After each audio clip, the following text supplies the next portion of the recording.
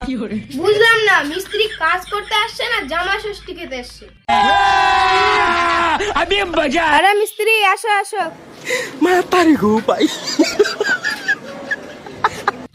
আরে তাড়াতাড়ি বলেন, আমার খুব তাড়া আছে। জানেন তো এলাকার মধ্যে আমি 1 নাম্বার মিস্ত্রি, আমার মতো কম দামে এত ভালো কাজ এই গোটা ওয়ার্ল্ডের মধ্যে আর কেউ করতে পারে না। আর জানেন তো আমার কাজ একদম বুলেট ট্রেনের মতো ফাস্ট।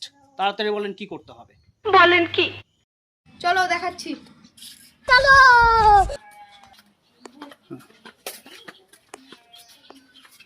এই যে দেখো আমার এই মার্শালটা, মানে 4 হাত বাই 4 হাত পাকা করে দিতে হবে। চিন্তা নাই, হয়ে যাবে। আচ্ছা তাহলে বলো মশলাপাতি কি কি লাগবে, আমি আগে থেকে এনে রেখে দেবো। এই রোদের মধ্যে দাঁড়িয়ে দাঁড়িয়ে কথা বলবেন না, চলেন ঘরে চলেন, একটু চা কফি খাই আর কথা বলি, চলেন। খালি চা খাওয়া যায়? অন্তত 10-12টা বিস্কুট তো দেবেন সাথে। আলাই কয় কি রে?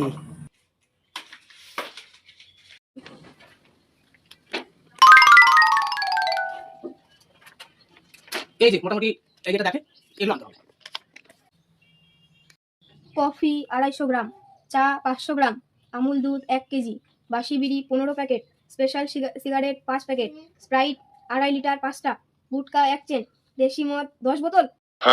আরে এগুলো কিসের হিসাব? ইট বালি সিমেন্ট কই? আরে ইট বালি সিমেন্ট তো সিম্পল বিষয়, ওগুলো সিম্পল জিনিস, ওগুলো কাজ শুরু করার পরও আনা যাবে।